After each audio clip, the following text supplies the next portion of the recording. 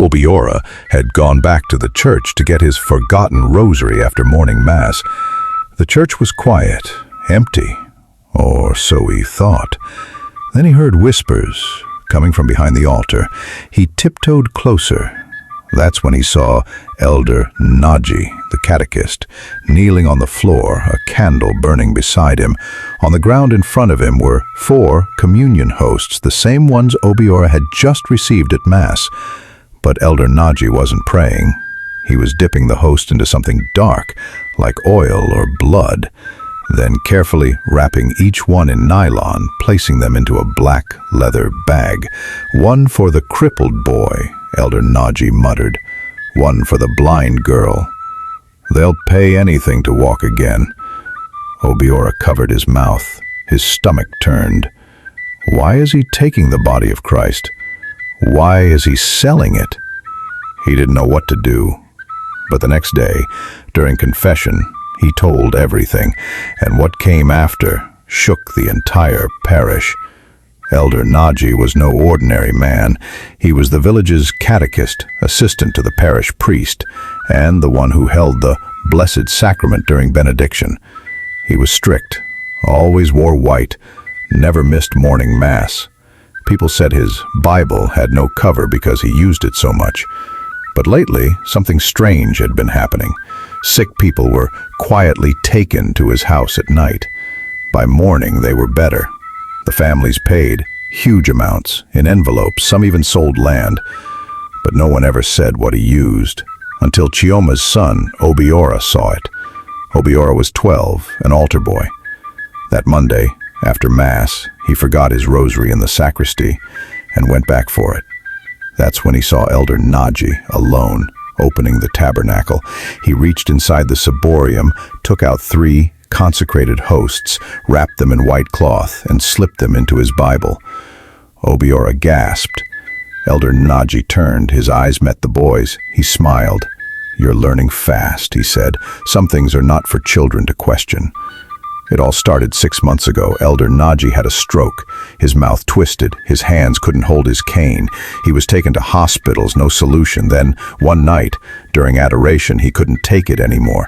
While no one was looking, he placed the host on his tongue and begged, "Lord, if you heal me, I will use this gift to serve others." The next day, he was walking straight, mouth fixed, arms strong. People called it a miracle, but Elder Naji called it a business opportunity.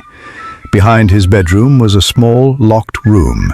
Inside, a large wooden cross, a candle altar, a brass dish, a white cloth, and a small fridge, full of hosts wrapped in plastic. He began inviting families, secretly.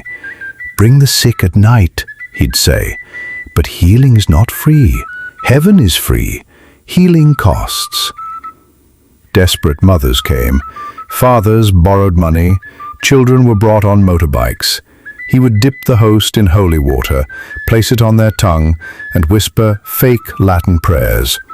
Some got better, some didn't, but all paid. Obiora couldn't sleep. He knew what he saw. He told his mother, Chioma. She didn't believe him at first. But when her friend's daughter was taken to Naji's house with a swollen leg and came back walking the next day, she began to wonder. She went to the priest. Father Benedict had been hearing rumors. He didn't want to believe them, but when he checked the tabernacle after Mass, the number of hosts didn't match the count. He started marking them silently. On Thursday morning, he saw it again. Elder Naji took 3. That night, Father Benedict followed him. He saw the visitors, the prayer, the fridge. He saw the body of Christ being used like a drug, not for faith but for profit. Father Benedict came the next day with 2 church wardens. "Elder Naji, in the name of the church, open this room." Naji didn't resist. Inside, the air was cold. The fridge hummed. They found hosts, real ones, still warm, still holy. "You healed me," Elder Naji said quietly. I only wanted to help others, but helping doesn't come free."